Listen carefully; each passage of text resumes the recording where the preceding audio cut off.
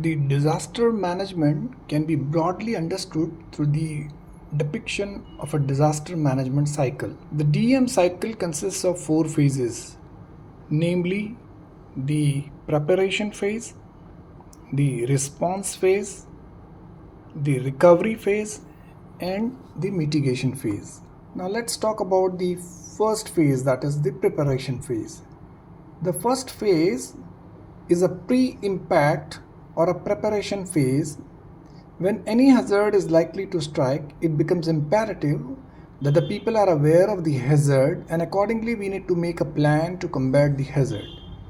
Thus, to obviate the impact of any hazard, we need to prepare a plan as to how to deal with this hazard. Example, village disaster management plan, city disaster management plan, and likewise. Similarly, the second part is the capacity building initiatives during this period. The capacity building measures are initiated during this phase and all the stakeholders are trained to deal with the hazard. Thus, training is imparted to all the officials, employees, different team members, NGOs, different communities, students, etc. Thus, preparing them to know their roles and responsibilities and how to implement the same in the times of actual hazard. The next part is the response phase. Once the disaster has struck, the response phase starts.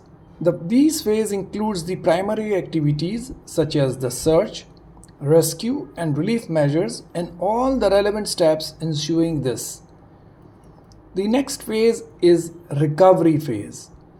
The objective is to reinstate the normalcy in the state, district, city, village, community, family, and in an individual as early as possible after the disaster is over, and to build back better, to reduce vulnerability to the future disasters and build community resilience to address the physical, social, environmental, and economic vulnerabilities and shocks.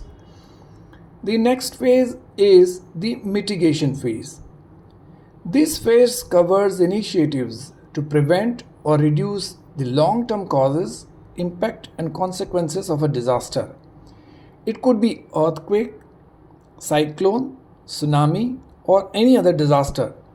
Mitigation measures involves the structural and non-structural measures to limit the effect of disasters and emergencies. Example, this includes planning and zoning, floodplain protection, acquisition of land for relocation, installing early warning systems, purchasing radio communication equipments, conducting emergency response training, etc. Thus, this is briefly defined as a disaster management cycle. I hope you have understood what is basically a disaster management cycle. Thank you very much.